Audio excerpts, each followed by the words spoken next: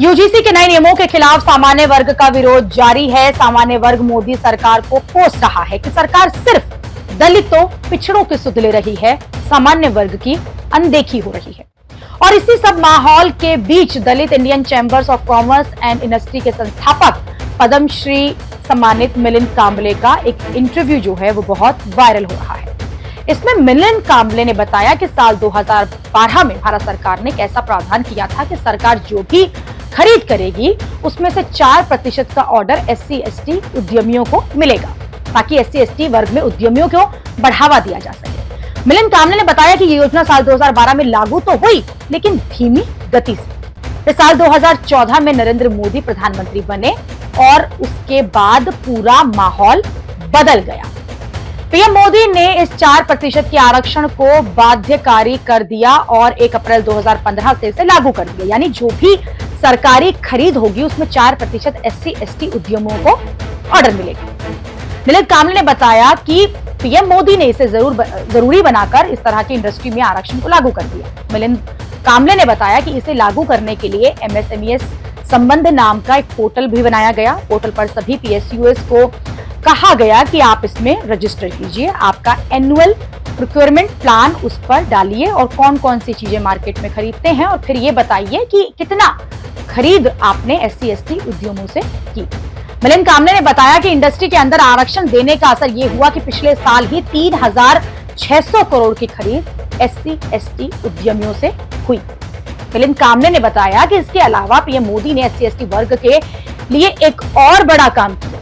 भारत सरकार का एक और पोर्टल है JEM, यानी कि गवर्नमेंट ई-मार्केट प्लेस। इसमें भी SC/ST उद्यमियों को बढ़ावा देने के लिए प्रावधान किया गया। JEM के साथ ही Dalit Indian chambers of commerce and industry ने एक MOU जो है उसे साइन किया। 56,000 SC/ST उद्यमियों को रजिस्टर कराया गया और फिर उसके माध्यम से पिछले साल 9,800 करोड़ की खरीद SC/ST उद्यमियों से हुई। अब मिलिंद कांबले जी ने जो डिटेल सामने रखी है उसे लेकर सोशल मीडिया पर नई बहस छिड़ गई है। ये कहा जाने लगा कि सरकारी खरीद में आरक्षण को लागू करने का एक तरह से प्राइवेट सेक्टर में आरक्षण की दिशा को में आगे बढ़ना है। कई लोग इस तरह की बातें कर रहे हैं कि सरकारी खरीद में आरक्षण का क्या काम। सरकारी खरीद तो पूरी तरह से क्वालिटी आधारित होनी चाहिए, फिर चाहे वो SC/ST उद्यमी हो या फिर सामान्य वर्ग से। लेकिन इसके खिलाफ ये तर्क दिया जा रहा है कि SC/ST वर्ग में भी उद्यमियों को बढ़ावा देने के लिए ऐसा करना जरूरी है और अभी सरकारी नौकरियों में तो आरक्षण है, लेकिन इंडस्ट्री में SC/ST उद्यमी काफी कम है और उन्हें बढ़ावा देने के लिए ऐसी स्कीम जरूरी है। ये कहा जा रहा है कि दलित और आदिवासी वर्ग सिर्फ नौकरी तक सीमित न रह जाए, बल्कि उद्यमी बनकर दूसरों को नौकरियां भी दे।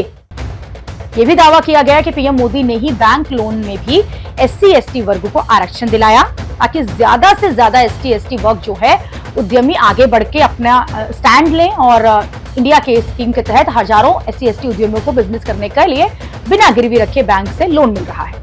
मुद्रा लोन के लाभार्थियों में भी इन वर्गों की अच्छी हिस्सेदारी है।